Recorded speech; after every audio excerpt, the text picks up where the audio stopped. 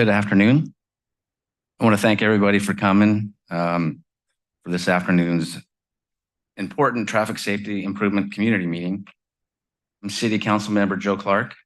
I have City Council Member Alexander Peterson here, Chief Daly, Public Works Jessica Kahn, City Manager Jamie Goldstein. The mayor and the other council members wanted to be here today, but unfortunately due to Brown Act rules, they're not able to attend. They realize how important this is, and I really appreciate all of you coming out. So the staff's going to take it off from here and go through some slides and have a couple different presentations, and then we'll have some questions and answers at the end. So take it away, staff.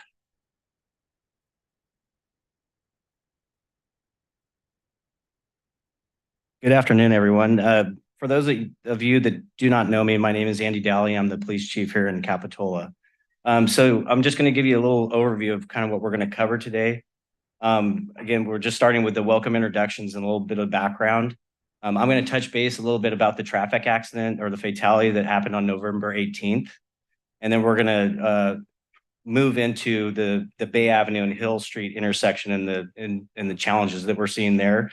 And then at the end of that, we'll go into a question and answer session after that. So the purpose of today, again, is that we want to update everyone on what the November 18th pedestrian fatality. We want to talk about the future plans and the timeline for the Bay Avenue and Hill Street intersection, the work that we're going to be doing there.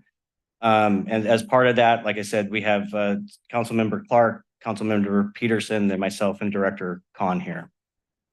So let me just give you an overview of what happened, or a little synopsis about the fatal hit and run collision that happened Saturday evening. So Saturday evening, November 18th at about 8:30, our officers responded to a hit and run collision, vehicle versus pedestrian collision on Crossroads Loops. This is going to be north of the intersection of Capitola Road Bay Avenue and Hill Street. Capitola Loop is a private roadway that cuts from Bay Avenue to Hill Street, and also has the post office that's in the back there. So it's a private property, but it also has a federal building in the back. The information that we had that the accident occurred about 20 feet east of that intersection there, so inside the property line on the Crossroads Loop, so east of Bay Avenue. The vehicle immediately fled the area. We believe it left on Hill Street, out Capitola Avenue, and then out towards Soquel Drive and out towards AJ's Market. The victim, Deborah, also known as Debbie Town, was a resident at 750 Bay Avenue. And as of now, the suspect vehicle, as we're releasing right now, is just a dark colored SUV with slim headlights and tail lamps. We've had some donors come forward with a reward. And so right now we're offering a $20,000 reward for any information that leads to the arrest and conviction of this person. Next slide. So the investigation is assigned to our criminal investigations unit, which is our CIU unit. Detective Courier is our lead detective on it, and he's being supported by Detective Jackie Young.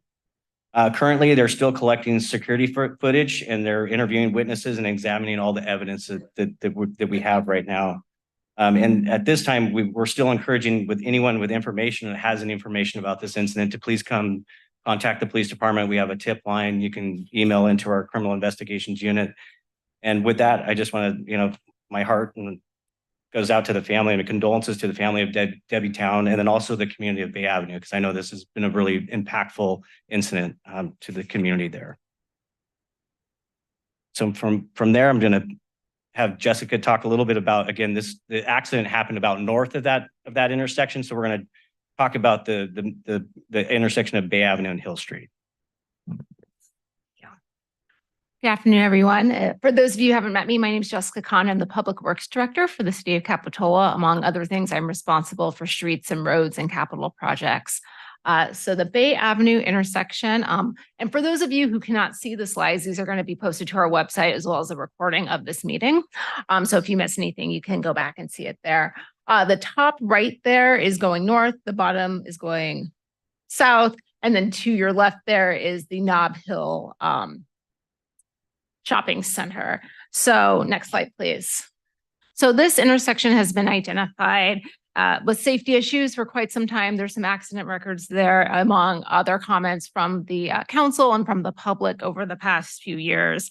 To that effect, the city council has budgeted $50,000 in this past year's budget, so that they approved back in June of this year to do some improvements to this intersection. Options were presented to the council in September, and they've asked staff to do public outreach meetings like we're doing this evening. They've formed the subcommittee of the council members, and they also asked us to really focus on some short-term, easily implementable solutions, while we're also looking into long-term solutions for this intersection. Next slide, please. So for those of you not familiar with the intersection, though I suspect most of you are, there are 9 entrances into this intersection. It often causes a lot of confusion for drivers, pedestrians, and bicyclists trying to go from a lot of the residential developments in the area to go into the shopping centers and the businesses there. Next slide, please.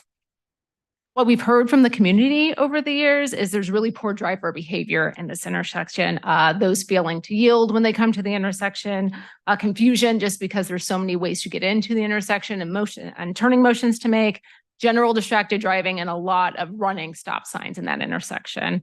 We've also heard a lot of comments about user safety, poor visibility for pedestrians, impatient drivers, or those giving unclear signals to pedestrians trying to cross in the intersection. And then also just general cyclist vulnerability, because while there are bike lanes in there, they are class 2, they're unprotected bike lanes. So it's another vulnerability for those trying to use the intersection.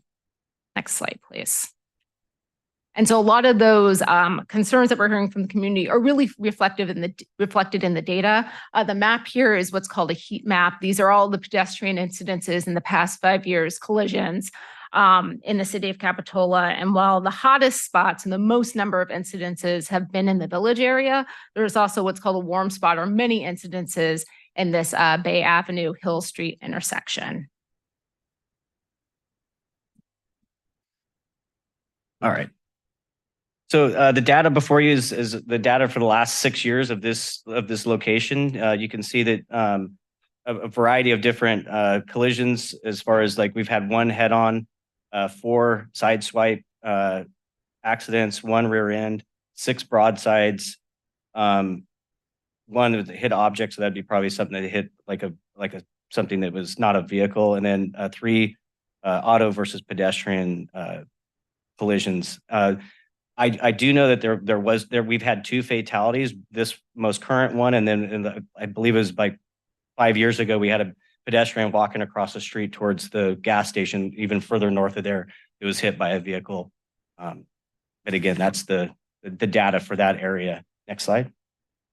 As far as our law enforcement actions that we've taken place, we've had what we call badges enforcement. So it's a collective enforcement and so we've had 2 badges where all the different motor officers from the county come into our jurisdiction. And so that Bay Avenue and Hill was a focus for those enforcement opportunities that we had. We did that on March 1st, August 9th, and then we have another operation that's planned on December 6th. As part of that, we've done directed enforcement. So the police department, we have 2 motorcycle officers that are assigned to traffic enforcement. They work all 7 days a week, primarily day shift.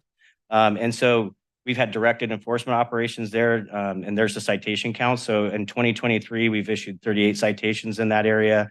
You can see the numbers. 2022 was 24, 2021, 2020 was 12 and 12, and 2019 was 27. So the 2020 and 2021, you have to keep in mind that was a COVID period of time too. So we weren't doing a lot of proactive enforcement. We've also done surveys on the north and southbound of Bay Avenue. With that, we did a 4-week period in August, from August 8th through September 5th. During that period of time, so the northbound traffic, we collected data on 166,000 vehicles. That data showed that about 7% were above the 30 mile an hour. And then it dropped quite a bit off to only 0.7% that were over 35 miles an hour. So Again, on southbound Bay Avenue, we did a study from September 9th to October 12th, which is about 4.5 weeks. The data that we collected there was about 85,000 vehicles. And at 3.8% were over 30 miles an hour, and then 0.4% were over 35 miles an hour. So again, it's a posted speed limit of about 25 miles an hour. I'm sorry. So we put up, we have black boxes that go up on the poles, or we'll put them in different areas. And so it collects 24/7 for that during that period of time. So to address some of these issues we've seen both in just the public feelings about this intersection and also reflected in the data. Like I mentioned before, the council allocated $50,000 this fiscal year to address some of these concerns. So what we are looking into right now are short-term solutions that are easily implementable and to test over time. And the short-term solution we're looking now is what is considered a road diet. So that's taking some of the vehicular lanes and either narrowing them or getting rid of them, and really providing that space to be a safe pedestrian and bicycle space. That can include widening sidewalks, not just reducing the number, but also the width of vehicle lanes. And again, it's quickly implementable and affordable for a pilot project, really aimed to improve safety for all users, specifically pedestrians in this intersection. Next slide. So the way we achieve that is twofold. One is making pedestrians more visible. And by doing this tactic is making what's called a bulb out, or somewhere where you extend the sidewalk or the area for pedestrians before they get into the roadway. So it not only, as you're driving forward, can see that there is more pedestrian space and space you're not supposed to drive in, but also it shortens the width of the crossing for the pedestrians. So there's less exposure to vehicles. Next slide. The other thing that these bulb outs do is slow cars. So while this is a four-way controlled stop and everyone should stop, not everyone does stop. And the more wider of a radius you have, the faster you can go. So by making this a bulb out, it makes it more of a right angle when you're turning, and forces you physically to slow down in the intersection, as well as, like I said, reducing the crossing width for the pedestrians. Slide. So the way we evaluate this in the short term is called a quick build project. So if you go to the next slide, I have this same image is broken down. This is a typical four-way stop intersection. You have your stop sign, you have your wide pedestrian crossing, your ADA ramp. Next slide, please. The quick build is where you take paint and delineators, something that you can put, or bollards, sometimes very large planters, something that prevents vehicles from being in that space, but is also temporary and something you can put up very quickly. And by using bright paint, it's also very noticeable and something new to drivers. Next slide. And then if that is deemed effective, if that's our long-term solution, because we are also evaluating other long-term solutions, but that aren't really implementable in a quick build fashion. So something that would be like a signal light, for example, would be something that's more permanent, not a quick build, something you have to raise money for, do studies for. This is more of a quick build, something you can do quickly, see if it works. The permanent solution would to be do all those improvements in concrete. They'd be permanent bulb outs. You would lift up the sidewalk so it kind of acts like a speed hump. So those are kind of the steps to get to a permanent solution with the road diet. Next slide. In practice, this is what a quick build might look like. There's blue paint here, flexible delineators. So they are flexible. You won't ruin your car if you drive over them, but it's very obvious you're not supposed to be there. And also large planters that might ruin your car if you hit one of them. This is a very basic example. Next slide. Other communities have really taken this to something a little more extreme, taking advantage of the fact that they are meant to be temporary and they're really trying to make people notice them. So that's also an option, something the council can consider when we come back to them with short-term options for this intersection. Next slide. So a bit of a timeline on this project. We did want to mention that this has been on the city's radar for quite some time. There were discussions with the Public Works Department and community members in 2022 about what's called a RRFB, or a flashy light. They're what was just installed over by Stockton Bridge, where you push the button and it flashes for pedestrians. Those are great for mid-block crossings where there aren't stop signs or lights. They're not permissible to put in a four-way stop. So that can't really be applicable at this juncture, which is why staff has looked into doing other improvements in the intersection. Like I said, there's money allocated this fiscal year to do something in this intersection. The council considered some of our alternatives last month and directed us to do community outreach and further study, which is where we are today. Moving forward, the council is going to consider the rest of our project timeline in 2 weeks at December 14th. That's our regular council meeting for the month of December. We're going to do some additional public outreach, specifically with the Bay Avenue Senior Housing, and then also the commercial businesses in that intersection, with the goal of council approving the quick build project in its final design in early 2024 and building it in the spring.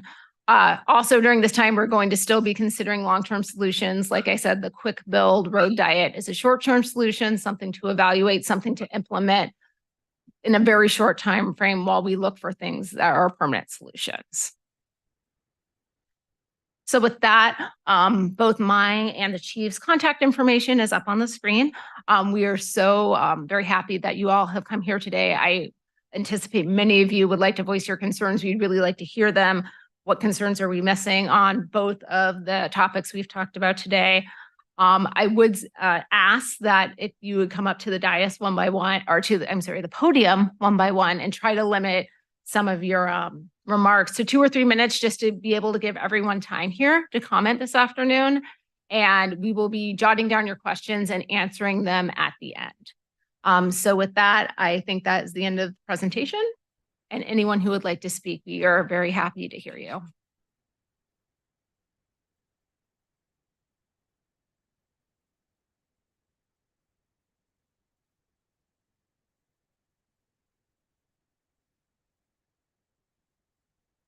$50,000. First of all, my name's Ray Travers, and I witnessed the accident as my friend walked through the crosswalk. She was in that crosswalk. And I also had my mother-in-law get hit, maybe a year ago. She lived, the car stopped. It was at the Dairy Queen crossing. My question is $50,000 from some planner and paint. That's not going to go very far. I think that's what you have for your first initial start. Can you get money from Zach, the county? I mean, you're just a city. It sounds like you need a lot of money. I'm envisioning a lot more on these roads. And that's my question.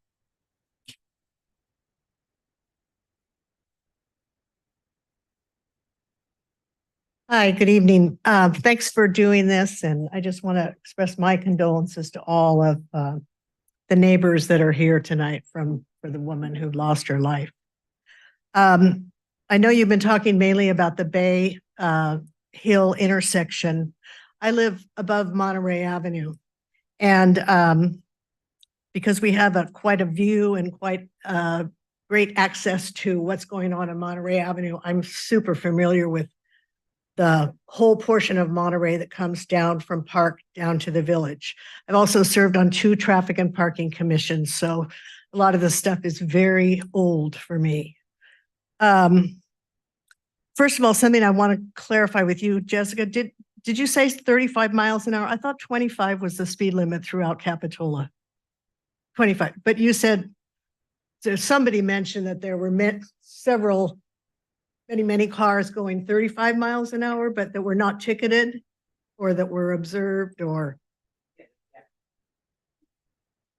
The speed data showed that there was only whichever direction, I think it was 0.7 for northbound percent that was over 35 miles an hour.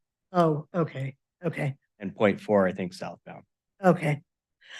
I'm also just going to make some personal observations. I actually go through that intersection many times a day. I have 14 grandchildren, so I'm always schlepping them somewhere. I've never seen an officer at that intersection, but now I hear that you have a black box that takes pictures, correct? Or something you're observing what's going on at that intersection. So the data box is just, it's there to collect data. Okay, okay. In any case, I've never seen a motorcycle or a police officer ever at that intersection. The other thing is, I believe, Jessica, you stated somewhere that you can't use the lighted intersections without a stop sign. Is that correct? So really, I'm sorry, we're gonna have a lot of people. Okay, but let me just ask that one question and then I'll be. Okay, because I think if we get in sort of a dialogue with everyone, I'm afraid that other people will Yeah. get a chance. But is that correct? You cannot use a lighted intersection unless there's a stop sign there? The statement I made is the RFB, the blinking pedestrian lights, you Uh. cannot use at a stop sign controlled intersection. However, there's two RFP or whatever you call them. One on Claire's and one on Capitola Avenue with blinking for pedestrians, but there's no stop signs there. So just FYI.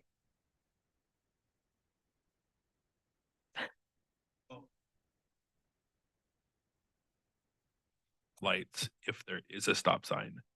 So they can only be used where there is not a stop sign, which is why in Oh, other parts of okay. the city, you see Sorry, them without a stop sign. Okay, I thought you said that there had to be a stop sign. No, but- it's the opposite of that. Okay, thank you.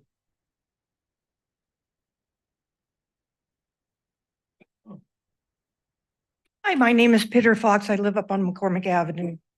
I would like to get something going quickly, and I'm thinking a very quick and very cheap way to begin is to do a campaign of Capitola full stop. And that there have been so many bad drivers that they just feel free to not stop and carry right through. And I think that we need to make a point that no, in Capitola, full stop. And we could implement that easily, I do believe, with both television and the newspaper. Does anyone get the newspaper anymore? But that will take a little more enforcement. But if everyone knows about it ahead of time, especially the locals that are coming home and want to get home quickly, the full stop, I think, would save a lot of trouble for the pedestrians. So there you go. And it accounts for the electric bicycles too. Hi, my name is Nancy Jones and I live at Bay Avenue Senior Housing. I've lived there for 13 years and about a year ago, I stopped driving because I'm having neck issues. So I'm always using the crosswalks. I have a garden at the Mid-County Senior Center. I walk over there a couple of times a day. I wear this safety vest during the day. At first, my husband bought this for me and I thought, oh no, I don't want to wear this. He said, you know what? It's going to save your life, maybe. Well, still, they're not seeing me. The cars are not seeing me. They're just speeding. They don't stop. It's like a racetrack. You know, I'm in the crosswalk and you can just feel their energy. A lot of the times I'll say, go ahead, go. You know, I'm okay. I'm not going anywhere. I'm not in a rush. And then it's the old, oh, okay, you know, that kind of a thing. I've escorted some of my neighbors over to the Nob Hill Shopping Center that are like 90 years old with their walkers. And I've tried to say, well, why don't you call Paracruz or something? But, you know, people want to be able to walk and be independent, to go pick up their medicine at CVS or pick up some milk at Nob Hill. It's like they just want to do it themselves. So maybe the police could put a patrol car there and sit there but something has to slow these cars down. When we were walking here tonight, people were speeding and just by the produce market, it starts there, past Bay Avenue. They're going really fast, not 25 miles an hour, more like 40 miles an hour. So that's what I wanted to say. Thank you.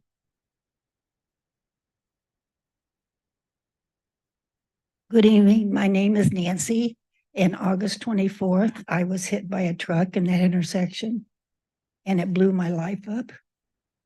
I'm scared to go out. I'm scared to walk across the intersection now. I have a big yellow vest now. I hope you have an understanding of the shock It is. Even I live at the Bay Seniors, and when I came back and was walking around with my cane, I told them in the story, one after another one, oh yeah, so-and-so, they broke their leg last year. Oh yeah, so-and-so, she had to have her hip broken. I was lucky. Nothing was broken, but I'm under PTSD therapy. Please do something.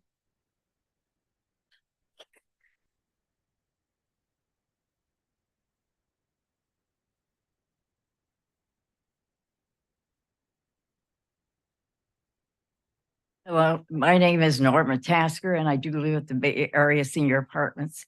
Debbie was a friend of mine that I would often see walking. It was our life that we used to like to walk in the evening. She was walking her dog, and I quite often go to the stores. I do actually go a little bit later because there is less traffic in trying to cross the street that there is like 4 to 6.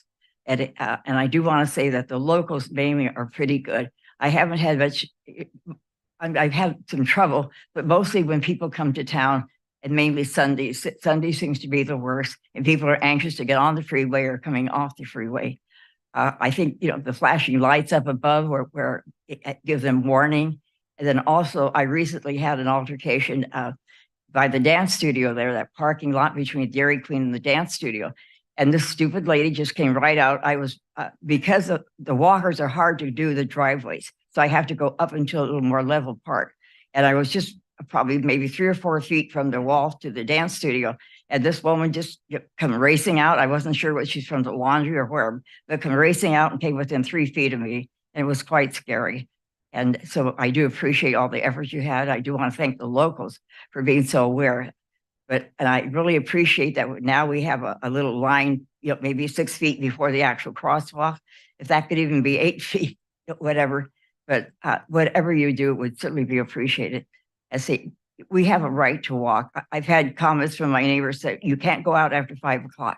Well, I'm a night person. If we didn't have policemen and emergency people and operators that are night people, so they have to respect that we have our lives are different, but we have a right to walk on the street safe at night. And anything you can do to help us, flashing lights would be great. I've been on Capitol Avenue, where it's wonderful having the flashing light. The main problem I have here all over this area is you don't give enough. There's like we get 19 seconds to cross a great big street like downtown Trent Street and by the hospital. 19 seconds with a walker and infirmities is very difficult. So if something could ever be done about that, I could go to the county and address that if necessary. Thank you so much for your attention.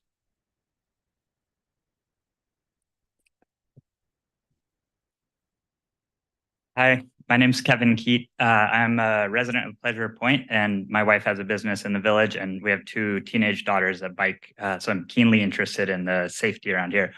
I have 2 questions that you can answer at the end, I guess.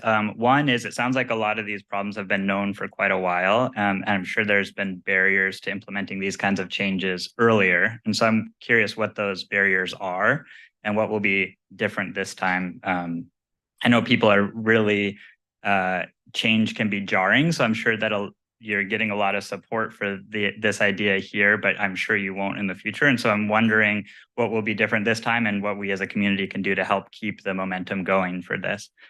Second question is, we're just focused on the intersection here, but the rest of Bay seems ripe for narrowing of lanes, protected bike lanes, that kind of thing. My daughter biked from Soquel to her shift at the shop, and so she can't be there. She hopefully is there right now, but she asked me to request a protected bike lane along Bay. So thank you, guys.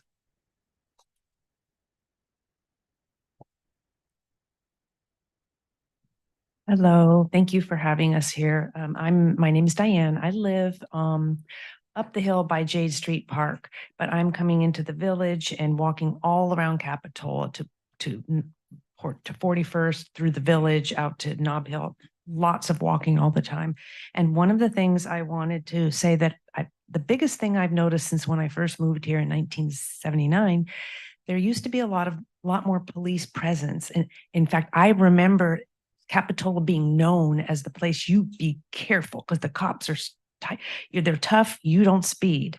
And I was gone for quite a while, and coming back about 15 years ago, I was really surprised at the difference. So I feel there should be more police presence, and some funding for that would be very important, because these places we're all talking about, I've heard several people say that about lack of presence. The other thing, I think it's extremely important that we prioritize, that our city prioritizes the protection of pedestrians, of residents of our city. And so as far as funding, where that comes from, what it's used for, whatever money the city might have or be able to raise, this seems like a priority. We can't wait for more people to die. And then the last thing I wanted is a personal situation that happened with me personally about 2 months ago. I was at the corner of Monterey Park and Bay, which is the one that comes off of freeways on two sides, sort of, and going through the village. And it was 8:30 in the morning. I stood there and looked, and all the cars stopped, made sure they saw me, started walking out. One car just decided she wanted to zoom in front of me, which is illegal. She said, sorry. I said, okay. Then as I'm crossing, someone's coming up from doing a left hand off of Park and coming right at me. And I said, stop. I even yelled, stop. And then I'm walking, and the woman who was sitting in the third place on it's Monterey, said, well, you don't even look when you cross. And I said, excuse me, I did look, and I'm in a crosswalk, and this is the law that you stop when someone's in a crosswalk. So I was so shaken and so shocked that someone would say that, someone in a car yelling at a pedestrian in a crosswalk. I was shocked. And so I went right to the police station actually and reported it that morning, because I felt like it needed to be known. So that's all. And thank you very much for.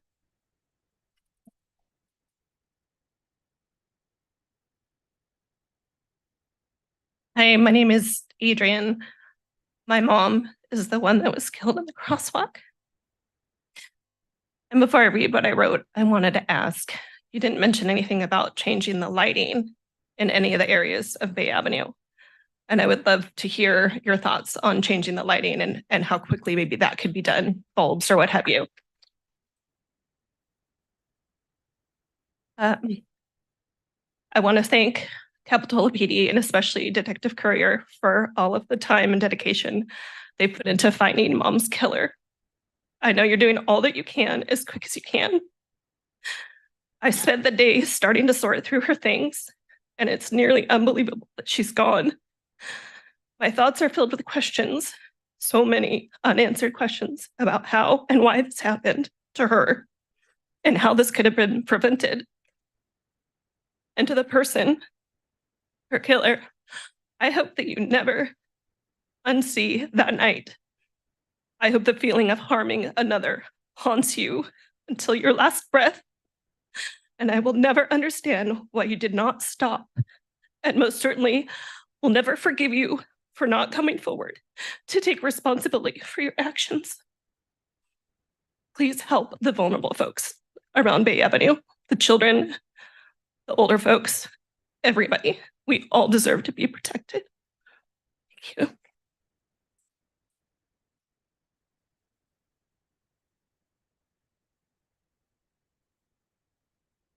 Hi, my name is Kenny. I live at the Bay Avenue Senior Apartments. So thank you very much for doing this. And I know you're doing everything you possibly can.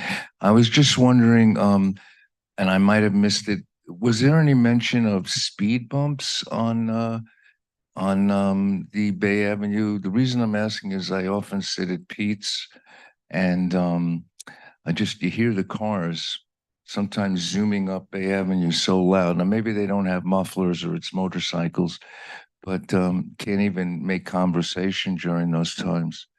I'm just wondering if speed bumps is feasible and if they've been mentioned. One or two. I know they're inconvenient, but they can save lives. So is that in the plan at all or in the discussion? So Bay Avenue, since it comes off the freeway and has a high traffic volume, is considered an arterial road. And so usually for speeds like that and things with volume, you don't really want to put in speed bumps. It usually causes more issues than it solves. Other traffic mitigations there are things like road diets, like narrowing lanes or putting in landscape medians.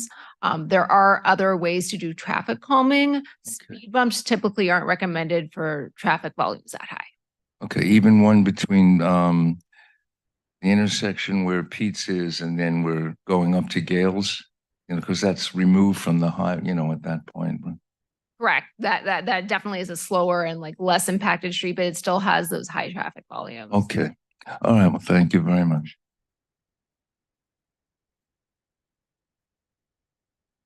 Hello, I'm David Dixon, and I don't live in the community. I live in SoCal, but we have property in Sunset, which my daughter is living in now. So I am concerned, and I do come up and down that road quite a bit and into CVS and et cetera.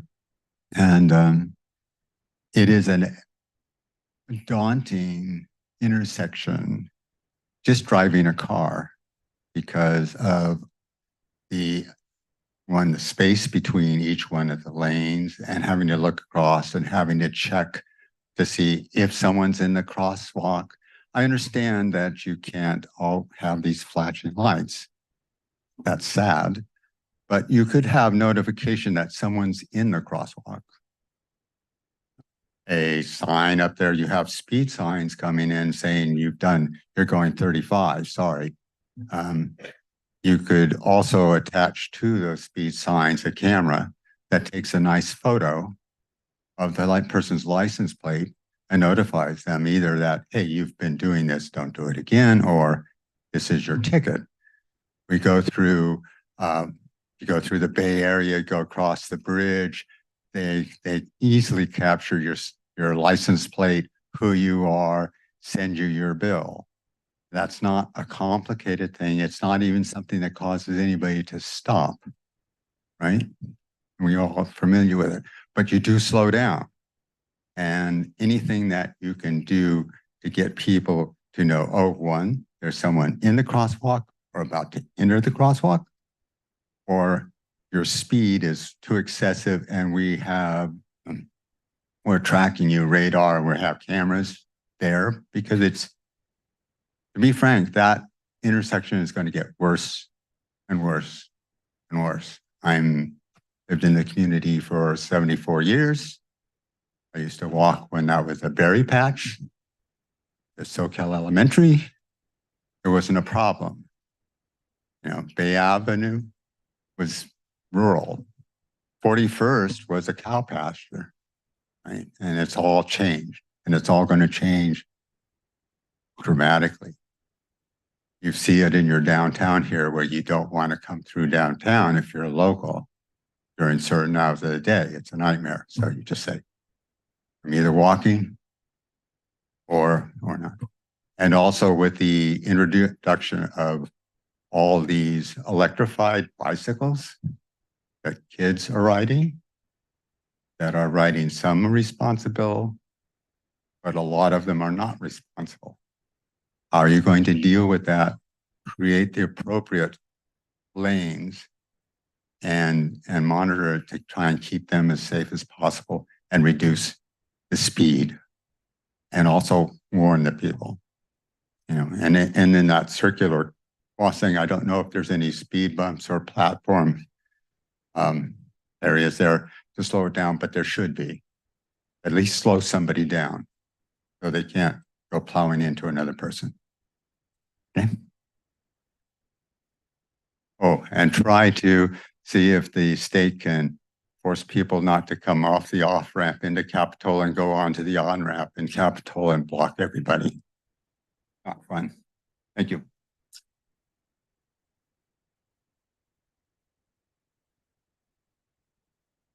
I hope you can hear me through this. My name's Dorothy Anton. I live over at the senior apartments. I wasn't going to speak at this, but not this previous, but the prior speaker and the response disturbed me. Bay Avenue is, as you described it, an arterial road. Hence, speed bumps are not recommended. But as such, you've got cars, especially now, that come off of one, use Bay Avenue to cut across to pick up one again up at Park or beyond. Traffic has gotten more intense. I don't understand why, in all these years, with all the problems that have been there has not been a traffic light at a very complex intersection. And the intersection at Capitola and Bay, which is almost the level of the complexity of the Hill and Bay corner. And there is literally nothing on that corner. Yes, it's an arterial road, but I would like to see some discouragement from using that. Traffic lights would certainly do that. I know you're looking at that as a future plan. The current plan is fine as a temporary one. My only concern with it is that if all we're looking at is lights and paint, unless you've got some solid objects, most of the drivers that are in a hurry and aren't obeying traffic laws now are going to go right through that. They need something physically to stop those cars. Thank you.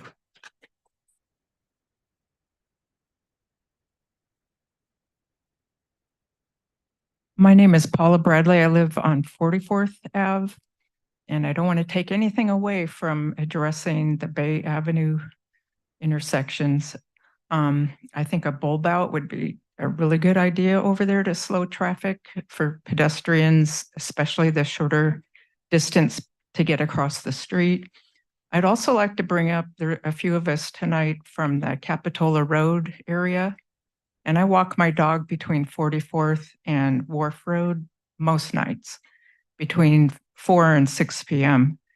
And my worst complaint is about the right-hand turns from 49th onto Capitola Road. We walk by there by the chiropractic office, and you have to stand away from the curb because each car, and I would say it's at least 50% of them, roll right around that corner without stopping. And there's a big old bush and a building. There's no visibility triangle there. And so that's one problem. The other intersection that I'd like to bring up is Capitola Road and 45th, where there's also a stop sign. And last week I saw an elderly person crossing from where the offices are on over by Jade, over towards Jade Street Park on that side, the ocean side. And there was an elderly gentleman walking across that very wide crosswalk. And there was a car just creeping up to him as he slowly went through the crosswalk. And then they went right past him within inches of him.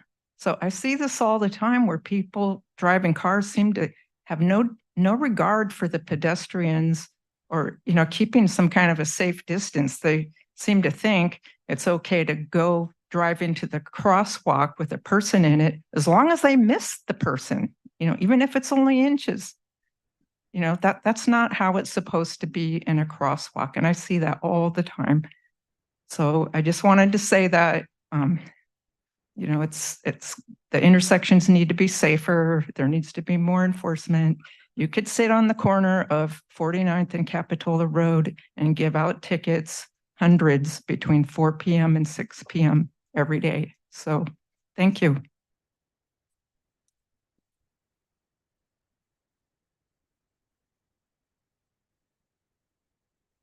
Gonna do this together. My name's Shona McDougall. Hi, Sergeant Daly. I'm Lisa Carey, and we live up by Monterey School. And family. You don't mean to take anything away from that, but it would be amazing if this could be the impetus for more, well, police presence and some sort of effort to work with the speeding issues that we're having. I live on Monterey. She's just off Monterey. I'm concerned about the school, the park. I can tell you, I'm surprised at the statistics there because what I see all day, every day, because I can see the speed limits, is shocking. The number of cars that are going over 38, 39, 40 miles an hour past our school is heartbreaking. Last night, there was a New Brighton Middle School versus Prince 40, I think. The girls were playing on Monterey Avenue at the park. And just as they let out, I watched a vehicle, because we have a staggered, a broken line. It's acceptable to pass other cars on that road. A car already doing 25 miles an hour, maybe a little more, a vehicle passed it. And we had, I don't know how many children leaving the park with their families at that time.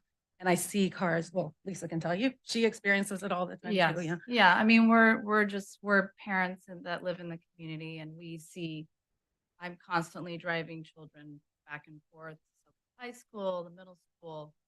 So we're driving past the middle school. We're driving down Bay Avenue.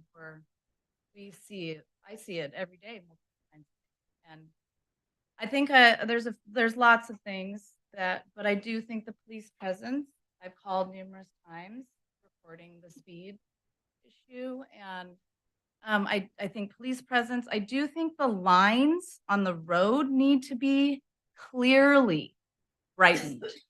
There's a lot of lanes that have worn out. There's a lot of crosswalks, a lot of intersections with worn out lines.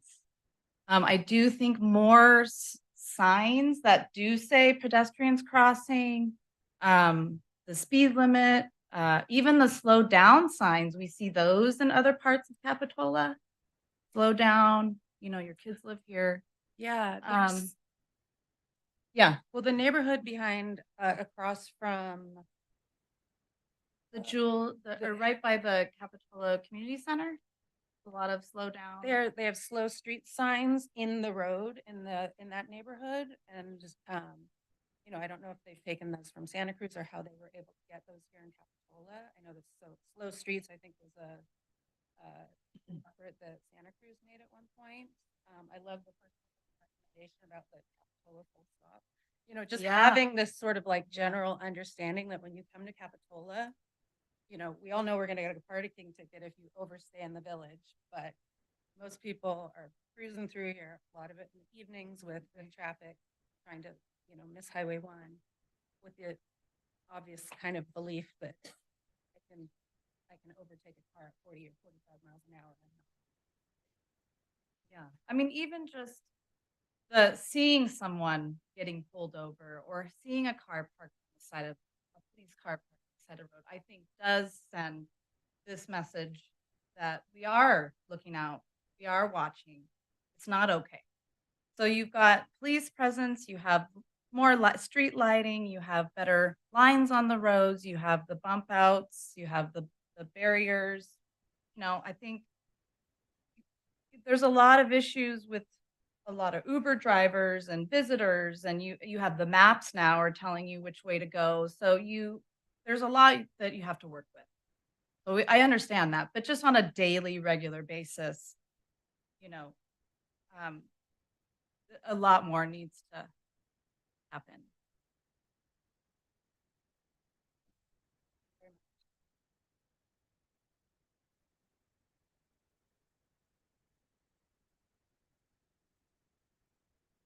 Hi, my name's Carol Hales. I live in Live Oak, but I'm in Capitola a lot. And all over town, I walk my dogs a lot. And I stand by crosswalks and wave at the people as they just go by. And then finally someone will stop, and then it's iffy. But I've heard that in Los Gatos and some places they have like umbrella stands on either side of the crosswalk, and people have flags in them and they walk across the street with a flag and then put it on the other side of the street with an umbrella stand. So I wonder maybe that's something we could do. That's it. Thanks. Thank you for being here. My name's Willie Miller. I live at Bay Avenue on the street and I hear cars just racing down. And when I worked at AAA, they would have a police car sitting there and it was 25 miles an hour on Capitola Road and they would pull them over all the time. So maybe a police car could sit in our driveway down below the first one and just stop these cars because they're just racing. And I live right there on the street.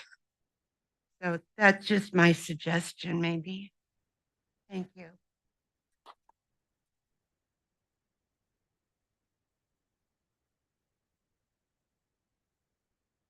Hi, my name is Goran Papic. I play almost every day at JC Park basketball. I shoot my free throws there.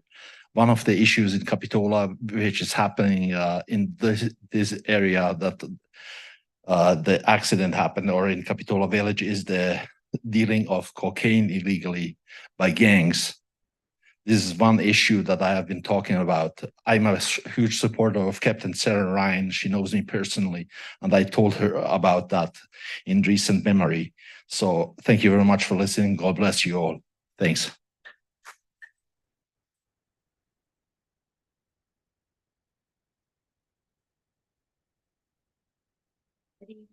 I've been in Capitola too many years to mention. I live on 44th Avenue. I've done home care in the area for years, so I called on those apartments where the seniors live. And I think there's several ways to get into Capitola, right? There's Park, there's 41st, and there's Bay Avenue. That's our main coming off.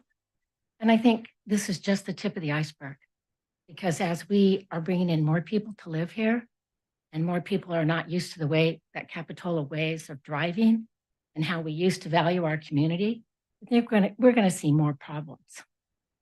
So I don't think it's just going to be Bay that you're going to look at down the road. I think you're going to be looking at everything. And maybe what we should be thinking of is, where is a model community that has had the same problems that we've had? And how are they solving that? So we don't seem to be able to solve it. Yet we still want to have the cute and the quaint reason why I moved here many, many years ago. I don't want to lose that, and I don't think you guys do either. So look around and see what other people are doing, because there's just got to be a better way. I got hit on 41st Avenue in my car recently. Just got my car out of the shop. Try crossing 41st and Claire's, right? Where the bus stops right in the middle of my light. And I'm like looking at him and he's like this. I mean, they just run that light all day long. They just sit in the intersection. So it's like an epidemic happening of traffic and bad behavior with drivers. I don't know if COVID started it. I don't know where it came from, but I can tell you it's like nothing I've ever seen. And I'm not the only one that feels that way. Let's forward think about this. Thank you.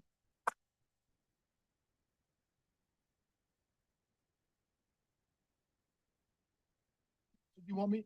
So first off, I just want to take a minute to thank everybody. You know, seeing the courage of some of the folks who spoke, it's really inspirational, I think, for staff. It's good for us to hear. I think it's good for council members to hear as well. These are real problems. I think the last speaker who mentioned that it's changed, I think that there's been a lot of national media attention around that driver behavior has changed. I personally noticed it since COVID. I don't know if it was the fact that the roads were clear for 6 months, but I don't think we're immune from it. And certainly it's been a pattern for those members who testified about what it was like here 20, 30, 40, 50 years ago. But I think the pace of change really sped up. So I wanted to try to get to some of the questions. The first question I heard, and I think maybe Jessica, you could talk a little bit about this, is more money. We probably need more. We only have $50,000 for the quick build project. Obviously, there's a lot of good ideas that were put out today. $50,000 isn't enough to do all that. Can you talk about sort of where we might be able to tap into other sources of funds for some of these projects? Sure. I'll start with saying that the $50,000 here is specifically for the quick build, that we are looking into long-term options at the same time. So we have data that we're analyzing and other things that we're doing to look at the long-term, which will be larger projects that will require more funds. And that either comes from the council allocating more funds, that's from the city tapping into our resources with the state with grants, and with the RTC, or a local transportation authority that also does grants and puts out money for specifically pedestrian and bicycle safety projects. But the first step to that is really identifying what our long-term goals are and what our long-term projects are. So the $50,000 is definitely sufficient to get a quick build project as described and kind of depicted in the slides established, have that paint, the bollards, the planters put in, and to evaluate how effective that is. But that is about how much $50,000 will get you. Then, Jessica, we heard a whole bunch of comments. People talking about model communities, people talking about improving the lighting on Bay, maybe speed bumps, talking about go slow signs, cameras, improving the paint, idea with the flags. I like that. I haven't seen that before in Los Gatos before. You know, we've talked, I think you briefly touched on it, but we've talked about more of sort of a long-term strategy for Bay Avenue. Can you talk about what staff is at least going to be proposing to council here shortly about sort of developing kind of a corridor plan for that area that could look at all these different things? Sure. So besides the data and the analysis we've been doing on Bay Hill, there's also been a long-term plan looking into a roundabout further south on Bay Capitola Avenue. And so that we've also have a lot of data, a lot of analysis that's been done in that intersection. And we're going to put both of those together, including going all the way out to the freeway to do an analysis of the whole corridor. It could be that roundabouts are the preferred method and really the solution here and to help it out. It could be something else, but that's those analyses for this particular corridor being done. And we are going to bring those recommendations to council, specifically looking for more funds to support that analysis.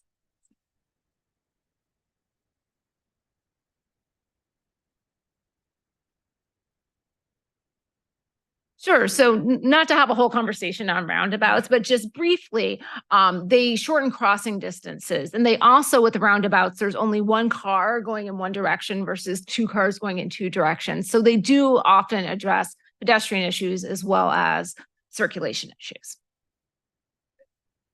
And the next question, Chief, I heard was, you know, there was a lot of questions about enforcement, you know, getting our officers out there doing traffic. What options do you see to sort of increase or expand kind of our enforcement capabilities as you look ahead? Sure. And I will say, and this is, you know, something that I'm very proud of, is that we're actually, as a police department, this is the first time we've been at full staffing ever since I've worked here, and I've worked here for over 20 years. So we're finally at a full staffing place, but our staffing levels haven't changed over the years. So again, we have dedicated motor officers that are out. Again, they work 7 days a week, every day of the week. That are dedicated towards that traffic enforcement, but there are also other things that are happening in the city. And at any given time, we typically have a supervisor and then 1 to 2 officers that are on duty. We have other people in uniform, but the people that can actually go out and do that traffic enforcement are the ones that are in the dark blue. So sometimes you'll see other folks in lighter blue or parking enforcement, stuff like that. Again, they just can't go out and do that enforcement. But again, I come from a traffic background, so I'm absolutely dedicated to the enforcement of it. We look at these things as kind of we call it the 3 E's of traffic enforcement. It's enforcement, education, and engineering. And I agree with having that high visibility. Like I said, I'm absolutely committed to that. Come back with our team and look at it and again, put those resources out there. But like I said, we're finally in a position where we're actually at full staffing now, which is something that I don't think there's any other agency in the county that's even at that. So we're happy that we're there right now. And again, just looking forward to those getting out there and doing that enforcement. Again, that's a piece of it. The engineering piece of it is a much larger changing of the behavior. So the enforcement's kind of like that one can be a short term, but again, we need to change long-term driving behavior.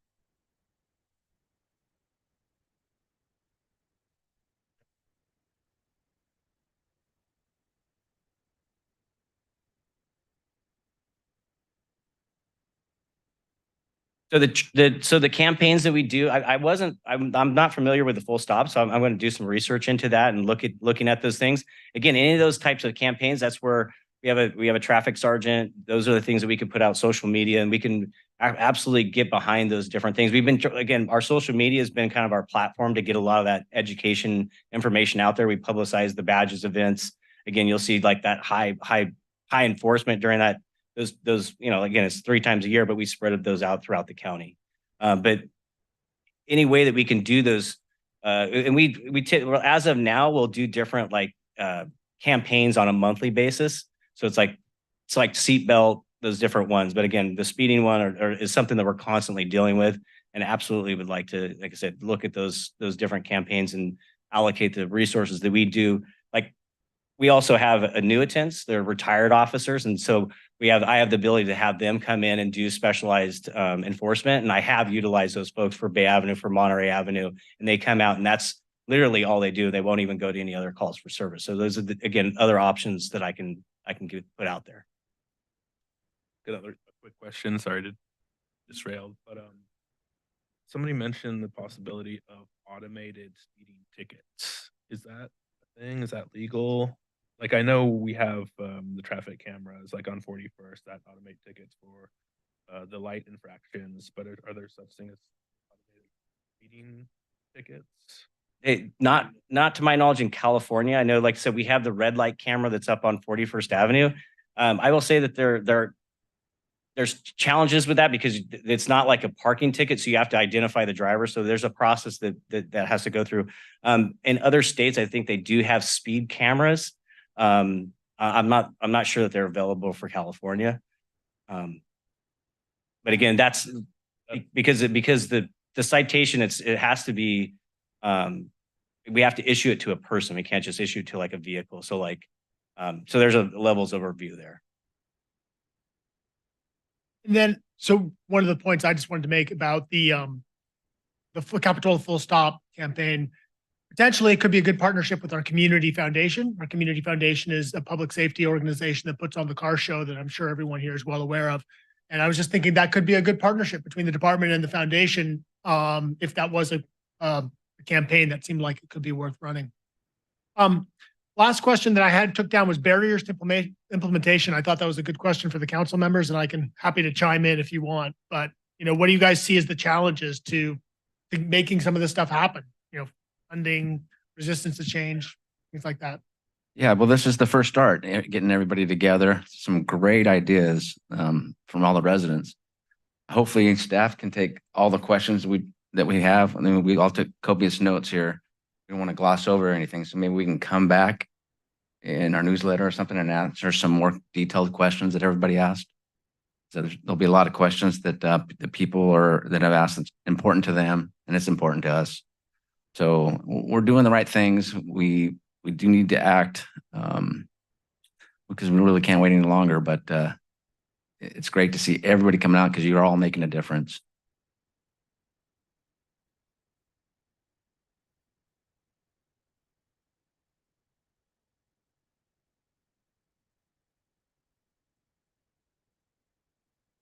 I think our public works director has a little more knowledge on that part. So the reason that that's not permissible, and to clarify, the reason it's not permissible is because there's state regulations put out by Caltrans that say that you cannot do that. The logic is that if you press it, it gives pedestrians or other users a false sense of security that someone is going to stop because you pressed a flashing light. And that the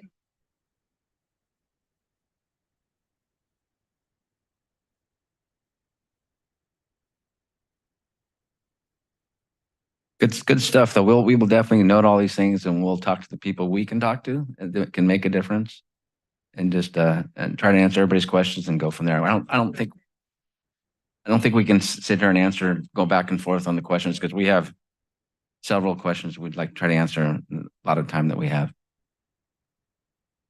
So I think I want to thank everyone for coming. If you do have more questions, can I see a few hands? I think we're all happy to stay. I just want to be respectful of everybody's time since we said we'd try to wrap up by 5. Thank you all for coming and caring about Capitola.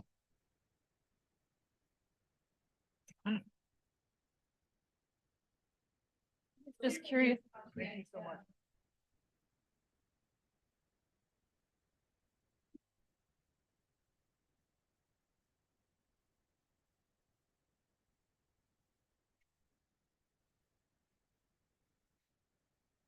Big block crossings are super scary.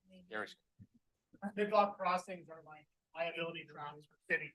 Somebody gets block crossing. No, I know, it's so frustrating. Yeah.